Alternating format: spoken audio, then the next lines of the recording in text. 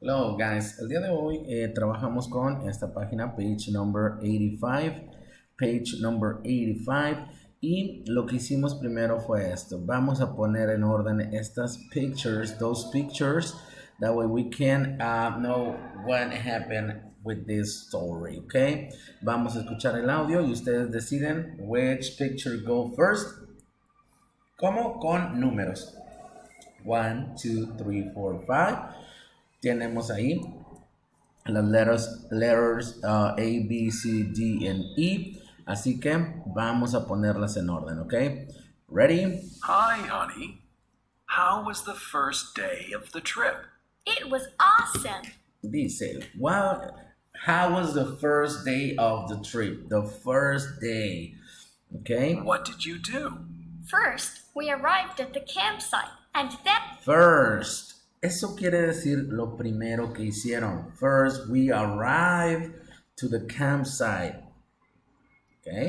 we put up our tent. And después o entonces pusimos que we put up the tent. You go to the beach after that? No. After that, we had lunch. After that, después de que pusieron las tents, after that they had lunch porque tenían mucha hambre. We were really hungry. We went to the beach after lunch. We went to the beach after lunch. What did you do on the beach? First, we explored the rocks, and then we played beach volleyball. My team won. Good job.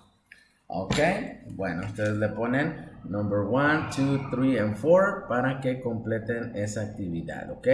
Después, en la parte de abajo, el ejercicio que tenemos que hacer es my trip. Van a escribirme ustedes algunas cosas que hicieron en algún viaje que tuvieron. My trip to, mi viaje a, ¿dónde? To the beach, to the park, to the store, les decía yo.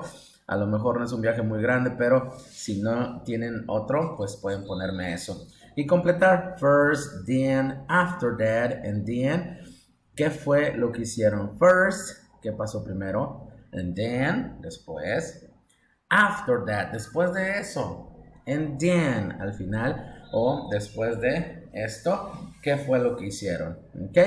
Esto es lo que tenían que hacer, fue lo que realizamos en clase, así que nos vemos el día de mañana. Remember, we have a test, tenemos el examen a primera hora, así que prepárense muy bien y nos vemos mañana. See you later.